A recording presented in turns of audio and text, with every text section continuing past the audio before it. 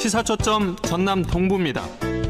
월요일부터 금요일까지 오전 8시 30분 여러분을 찾아갑니다. 6.3 지방선거를 앞두고 민주당 순천시장 후보 경선에 나선 예비 후보들 만나보고 있습니다. 오늘은 마지막 시간으로 허석 예비 후보 만나봅니다. 스튜디오에 직접 나와주셨습니다. 안녕하세요. 네, 안녕하세요. 네, 계속 첫 번째 질문을 이렇게 드리고 있습니다. 이 순천시장 선거에 나선 이유부터 좀 말씀해 주시죠. 기억하실지 모르겠지만 제가 2018년에 민선 7기 순천시장이 되었을 때 취임식을 못했습니다. 태풍 때문에요. 그리고 나서 바로 공무원들을 파악하고 업무 파악하는데 한 6개월 가까이 걸린 것 같습니다. 그런데 어땠습니까? 임기 후반기 때 2년 반 동안 제가 코로나19와 사투를 벌였지 않습니까? 네네. 물론 우리 순천 시민과 함께 했지만 그러다 보니까 정말 미치도록 일하고 싶습니다. 일을 제대로 못 해본 4년이었고요. 저는 순천에서 태어나 순천에서 지금까지 일하면서 시민과 함께 걸어왔습니다. 지난 4년 동안 쉬면서 많은 성찰을 했습니다. 이제 저는 초보 운전이 아니라 경력자입니다. 그래서 취임하자마자 바로 순천의 미래를 위해서 바로 일을 할 수 있는 그런 준비가 되어 있습니다. 미치도록 일하고 싶습니다. 그래서 출마하고자 합니다. 네, 정말 순천을 위해서 일을 하고 싶어서 네. 출마하게 됐다 이런 말씀을 좀 네. 해주셨습니다. 이 후보님께서 방금 이제 순천시장 유경험자 또 네. 경력자다는 말씀을 좀 해주셨는데 그걸 좀 포함해서 후보님께서 갖고 있는 가장 큰 장점 뭐라고 보십니까? 저는 시장으로 있을 때 휘발유를 들고 분신소동을 벌인 분을 들어오시라 했습니다. 시장실로. 물론 휘발유 넣고 오라고 했겠지만요. 네. 제가 10년 동안 노동상담소를 하면서 애로사항을 들어주는 데 매우 익숙해져 있습니다. 시장은 권력이 아니라 시민의 삶을 지키는 자리입니다. 그래서 누구와도 소통을 했습니다. 아이가 울면 배가 고파서 우는지 아파서 우는지 혹은 응가를 해서 우는지를 살펴보는 게 엄마의 역할이죠. 저는 시장은 엄마의 역할이라고 생각을 합니다. 그런 점에서 소통을 잘 해야 되는 것이고요. 저는 소통이 제 가장 큰 강점이라고 생각을 합니다. 네, 아마 이제 그게 후보님의 정치 철학과도 좀 많이 맞닿아 있지 않는가 네. 싶은데 이런 철학을 가지고 순천 미래 비전을 좀 어떻게 세우고 계신지 말씀해 주시죠. 저는 단순화시켜 보겠습니다. 좋은 경험이든 나쁜 경험이든 경험은 시행착오를 줄이는 거잖아요. 네, 그런 측면에서 시장의 그 경험은 아까도 말씀드렸지만 순천시의 시행착오를 줄이는 것이고 결국 그것은 시민의 혜택으로 돌아가는 것이죠. 경제가 뭐라고 생각을 하십니까? 경제는 먹고 사는 문제입니다. 단순화시키면. 네, 그러면 정치는 뭐라고 할 수 있을까요? 정치는 잘 사는 문제입니다. 잘 먹고 잘 사는 문제가 바로 경제와 정치입니다. 저는 중앙인맥을 최대한 활용하여 순천의 경제를 살릴 것입니다. 순천 시민의 먹고 사는 문제를 해결하겠다는 것이죠. 그 과정에서 소외된 사람을 없게 할 것입니다. 이게 제 살아온 삶을 투영시킨 것인데요. 직접 민주주의를 전면에 내세워서 진정 시민이 주인이 되는 그런 순천을 그전에도 만들려고 했었고 지금 다시 만들고자 합니다. 그것이 잘 먹고 잘 사는 문제이고 순천의 미래 비전이다 이렇게 생각을 합니다. 잘 먹고 잘 살고 그러면서도 소외된 사람이 없도록 하는 그렇습니다. 그런 순천을 만들겠다. 네. 그러면서 이제 순천 대개조 프로젝트 재추진을 선언하셨습니다. 네. 이 내용도 좀 소개를 좀 해주시고 구체적으로 어떻게 좀 하시겠다는 건지. 제가 승주에 산불이 났을 때 헬기를 타고 한 바퀴 순회를 한 적이 있습니다. 지상에서 본 것과 하늘에서 순천을 내려다본 게 다르죠. 이 순천이라고 하는 내 고향 순천을 어떻게 개조할 것인가. 그 밑그림을 그린 적이 있습니다. 보니까 도심 한복판에 교도소가 있어요. 그래서 교도소를 이전하고 이거 뭘로 하면 좋을까 했더니 박물관을 요구하는 분들이 많았습니다. 네. 어떤 분이 이래요. 그 10년도 걸릴 텐데 가능하겠어? 의대는 어떻습니까? 의대를 유치하고 의대생을 배출해서 의대병원에서 부속 병원에서 환자를 진료하기까지 최소한 10년 이상 걸리지 않을까요? 네. 그러면 포기해야 됩니까?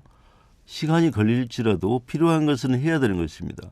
순천을 큰 그림을 그려서 교도소를 이전하고 서면산단도 이전하고 순천 역전을 현대화하고 이런 밑그림들이 시간이 5년, 10년, 20년이 걸려도 우리 순천의 미래를 위해서는 개조해야 하는 것이죠. 다만 순천 대개조 프로젝트가 몇몇 사람의 탁상 공론이 아니라 시민 광장 토론을 통해서 공론화하는 과정을 반드시 거칠 것입니다. 네. 그런 과정들을 통해서 설령 다른 뭐 자치단체장이 들어서더라도 시민들의 합의에 의해서 네네. 이루어진 그런 대개조 프로젝트는 지속적으로 추진될 수 있다. 이런 의미까지. 그래야 할 것입니다. 네.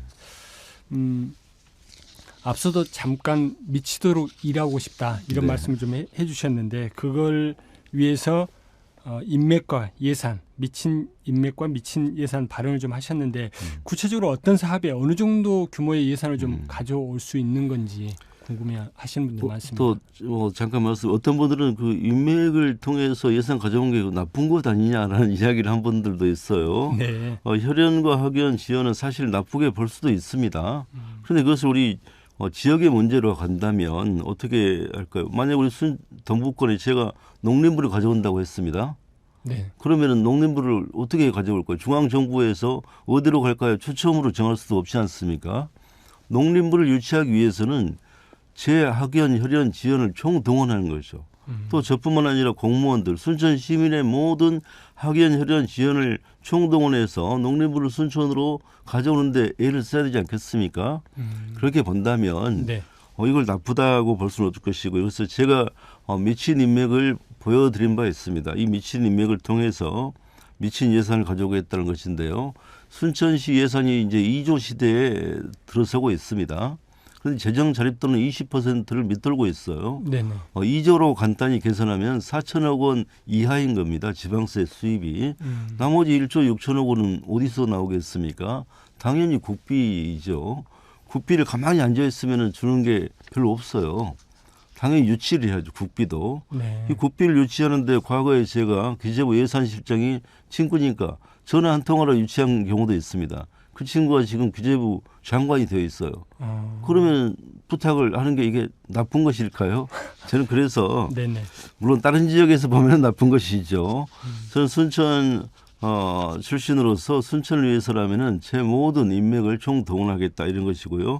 지금 당장 취임도 하지 않았는데 어떤 예산을 얼마 가져오겠다는 것은 이건 어불성설이고요. 전체 80%에 달하는 국비의 상당 부분을 제 인맥을 동원해서 이미 그전에 해봤고 네. 또 가져오겠다 앞으로 이런 자신감을 표명하는 것입니다. 네.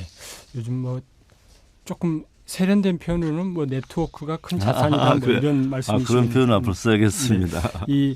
지금 이제 광주 전남 통합과 관련해서 네. 특별법이 이제 아마 다음 달 초에 본회의까지 이제 통과가 될 것 같은데 이 과정에서 순천 시민들 상당수는 이게 대도시인 광주로 쏠려가지 않겠냐라는 그런 우려들을 좀 하신 것 같은데 순천의 전략적 위치를 좀 어떻게 확보해 나가야 한다고 보십니까? 전남 동북권은 독특한 지역입니다. 순천도 순천시와 승주가 도농통합했고요. 여수도 삼려 통합했죠. 네. 광양도 도농통합을 했습니다. 그런데 다들 불만이 있어요. 작년이 도농통합 30주년인데 승주군 출신들은 매우 불만입니다. 이런 기준으로 본다면 광주와 전남이 통합되었을 때 광주가 순천이고 전남이 승주다 이렇게 빗대어도 이해가 과거 경험으로 봤을 때. 네. 그 경험이 좋은 경험이 아니다 보니까 다들 불안해합니다. 다만 저는 어차피 통합으로 나아간다면 실익을 챙겨야 된다. 현재 유리한 조건은 광주시청, 전남도청과 제가 민선 7개에 유치한 동부청사. 네. 이게 매우 중요합니다. 만약에 그때 동부청사를 안 만들었더라면 명함을 못 내밀죠. 네. 이 3청사를 균등하게 하기로 했습니다. 그리고 우리 순천으로서는 매우 유리하죠. 네. 광주시청과 전남도청에 버금가는 청사가 제3청사가 만들어진 것입니다. 다만 통합된 다음에는 손 내밀기가 좀 그렇잖아요. 말이 바뀔 수도 있습니다. 그래서 확실하게 못을 박아야 된다. 1, 2, 3청사를 균등하게 직원들 배치하고 운영하고 특별시장도 가급적이면은 한 이틀씩 근무한다든지 네. 이런 모습을 박아야 된다. 또 동북권이 이때 힘을 합쳐서 주장을 해야지 서로 여수, 순천, 광양 각자에게 유리한 쪽으로 나가다가는 분열되면 이도 저도 아닌 것입니다. 매우 연대가 매우 중요한 시점입니다. 뒤에 그 질문이 좀 있는데 여수, 순천, 광양과 관련해서 이제 혹자는 아예 통합까지 거론을 하는 분들도 좀 있고 그다음에 할 수 있는 부분부터 시작해가지고 연대를 조금씩 늘려나가자 이런 분들도 좀 있는 것 같은데 네. 지금 여수, 순천, 광양의 연대 또는 통합과 관련해서는 어떤 입장이신가요? 지금 전남, 광주 통합이 되다 보니까 이거 대통령께서 밀어붙이니까 이게 좀 이 정도 되고 있는 거지. 만약에 자율적으로 놔뒀으면은 10년 지나도 안 될 것입니다. 네. 여수, 순천, 광양의 통합의 필요성을 공감하는 사람들은 90%입니다. 하지만 아직까지 안 되고 있지 않습니까? 네. 그래서 전남, 광주 통합의 즈음에서 여순강, 전남 동부 지역 통합은 시간적으로도 물리적으로도 쉽지 않다. 다만 우리가 연대해야만 실익을 챙길 것이기 때문에 최근처럼 뭐 MBC 문제로 여수와 갈등을 빚고 또 그 아리백 산단 문제로 광양과 갈등을 빚으면서 계속 분열과 갈등 반목이 된다면 얻을 것 또한 놓치는 것이죠. 저는 그래서 과거에 좀 앙금이 있다 해도 우리 순천과 여수, 광양이 좀 전술적 혹은 전략적 연대가 필요하다. 이것은 현재는 뭐 단체장과 의회가 모여서 논의를 해야 될 문제다 이렇게 생각을 합니다. 네. 그 아리백 얘기도 꺼내셨는데 지금 반도체 산단 유치에 나섰습니다. 이 부분에 대해서는 뭐 가능성이랄지 방향성 이런 것과 관련해서는 어떤 입장이신가요? 저는 아리백 산단 솔직히 말씀드리면 쉽지 않다. 뭐 안 된다고 할 수는 없지만 쉽지 않다는 것을 현실적으로 우리 순천 시민 여러분께 말씀드리고 싶습니다. 희망 고문이라는 게 있지 않습니까? 이런 측면에서 현실을 알아야 된다. 가장 문제가 전력과 용수의 문제입니다. 전력을 보면은 15기가에서 16기가가 필요한데요. 순천 시민 여러분, 청취자 여러분 감이 안 오시죠? 영광에 있는 원자로가요 6개가 있습니다. 한 원자로당 1기가를 생산합니다. 그러면은 15에서 16기가는 영광에 있는 원자력 발전소 2배 이상이 있는 거죠. 네. 간단치 않지 않습니까? 용수는 어떤가요? 여수 산단, 광양 산단에서 하루에 쓰는 용수가 공업 용수가 40만 톤입니다. 이 반도체 클러스터가 만약에 된다면 하루 170만 톤이 필요하다는 연구 결과가 있습니다. 물리적으로 이것도 쉽지가 않죠. 그래서 저는 현실적으로 보자. 반도체 클러스터를 일관 생산 체계라기보다는 소부장 정도가 유치되게끔 그래서 이 반도체 클러스터를 요구해서 소부장 기업을 유치하는 이게 저는 작전이 돼야 되지 않을까 이렇게 생각을 하고요. 최근에 나온 이야기는 전남 광주 통합이 된다면 광주에서는 인재, 인적 자원, 그다음에 서부권의 전력, 동북권의 뭐 이렇게 역할 분담을 하는 것이 필요하다. 이때도 동북권의 역할은 소부장 기업입니다. 그래서 현실적인 추진을 하는 것이 또 시민들에게 현실적인 것을 알려주는 것이 저는 중요하다. 이렇게 말씀드리고 싶습니다. 네. 저희가 이번 토론을 하면서 다른 후보들로부터 이 질문을 받았는데 후보님께도 다른 후보께서 이런 질문을 좀 주셨습니다. 지금 순천에서 지금 추진된 것 가운데 여전히 지금 논란인 것 가운데 하나가 그린 아일랜드 부분인데 이 부분을 복원을 해야 된다라는 분들도 있고 또 이게 순천의 상징처럼 지금 돼 있고 한데 이게 복원을 하는 게 맞냐는 뭐 그런 또 반대 여론들도 좀 있는 것 같은데 이 전임 또 시장이셨고 한데 이 문제를 좀 어떻게 풀어야 되는지. 제가 전임 시장을 했기 때문에 이 문제를 저만큼 상세히 아는 사람은 없을 거라고 자신을 합니다. 네. 그린 아일랜드는 그 효용성을 떠나서 불법입니다. 왜 불법이냐면요. 제가 있을 때 만든 저류지가 있지 않습니까? 저류지에가 오천 그린 광장이 만들어져 있고 그 옆으로 그린 아일랜드가 있는 거죠. 네. 그린웨이가 있는 거죠. 저류지 사업에 국비 포함해서 350억이 투입이 됐습니다. 이것은 1962년 그 홍수 때처럼 참사를 막기 위해서 물을 그쪽으로 넘겨서 가두게 하는 것입니다. 그 물이 어디로 넘을까요? 바로 그 길로 거기에 물러미 공간입니다. 이 물러미 공간을 만약에 저 이렇게 묻고 싶어요. 차라리 아스팔트 걷어내가지고 거기다가 잔디 깔았으면 제가 반대 안 할 겁니다. 아스팔트가 지금 땅속에 묻혀 있는 건 아시죠? 네. 왜 땅에다 묻었을까요? 복원하려고 하니까 그 위에다가 흙을 성토한 거거든요. 아스팔트 위에다가 75cm의 흙을 성토해서 잔디를 깐 것입니다. 이 말은 물러미 공간을 막아버린 거예요. 이것은 350억의 국비가 투입된 사업의 설계를 무단 변경한 것입니다. 그러니까 불법인 것이죠. 원상 회복을 하든지 아니면 국비를 반납해야 됩니다. 그리고 더 중요한 것은 시민의 안전이죠. 100년에 한 번 오는 홍수가 내년에 올해 오지 말라는 법이 없지 않습니까? 그랬더니 시에서는 만약에 그런 상황 되면은 포크라인으로 그걸 긁어낸대요. 지금 상황이 예고하고 오는 게 아니지 않습니까? 이 시민의 안전을 위해서는 무엇보다도 0.001%의 가능성도 살펴봐야 되는데 매우 위험한 일을 하고 있는 것이죠. 저는 그래서 반드시 거기는 복원해야 된다라고 말씀드립니다. 네, 시민의 안전을 가장 중심에 놓고 생각해야 된다 이런 말씀이시고요. 네. 그리고 또 질문 마지막 질문에 앞서서 이 질문은 좀 답을 좀 짧게 해주시면 좋을 것 같습니다. 이 세뱃돈, 효도 쿠폰 이런 현금성 복지 확대를 공약으로 내놓으셨는데 이걸 좀 지속적으로 할 수 있겠느냐라는 그런 우려에 대해서는 어떤? 이것도 제가 시장 안 해봤으면 이런 말씀 못 드리죠. 순천시 예산 가운데 재량사업비, 시장 재량사업비가 700에서 800억입니다. 이건 신규 사업에 투자할 수 있는 거죠. 그러니까 제가 현재 진행되고 있는 신청사에 해마다 200억을 투입한 겁니다. 그래서 2월 달에 전 시민 세뱃돈 280억, 10만 원씩 280억 충분히 가능하기 때문에 이것을 일회성이 아니라 해마다 주자. 그래서 경제를 좀 살려내자. 이런 주장이 가능한 것입니다.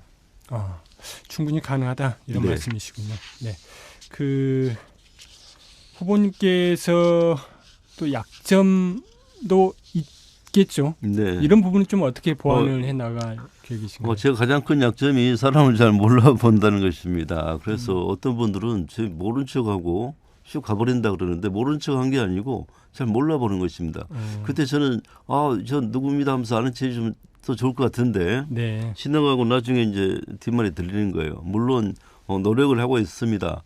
예를 들면은 새로운 분을 만나면은 셀카를 찍어서 저장한다든지 또 관련 메모를 막 상세하게 하다 보면 기억이 좀 잘 드는데 네. 제 치명적 약점입니다. 혹시 또 그런 일이 생기지 않도록 노력하겠지만 좀 더 그렇게 이해해 주시면 고맙겠습니다. 네. 끝으로 시민들께 전하고 싶은 말씀 있으면 해주시죠. 저는 이제 선거가 다가왔는데요. 지금 경쟁하는 모든 분들이 다 훌륭한 분들입니다. 하지만 시민 여러분들께서 누가 더 순천을 사랑하는가, 누가 더 순천의 미래를 걱정하는가, 그리고 누가 더 순천을 발전시킬 수 있을 것인가, 그런 기준으로 한번 바라봐 주시면 좋겠다. 그리고 우리가 지금 정말 잘하고 계시는 이재명 대통령의 그 스타일을 보시고 이재명 대통령의 타입과 누가 더 비슷한가, 가까운가를 한번 보시는 것도 좋을 것 같습니다. 아무튼 이 방송을 들으시는 청취자 여러분 2026년 새해 건강하시고 복 많이 받으시기 바랍니다. 네. 오늘 말씀 여기까지 듣겠습니다. 고맙습니다. 네, 감사합니다. 지금까지 다가오는 6.3 지방선거에 민주당 순천시장 후보로 나선 허석 예비 후보였습니다.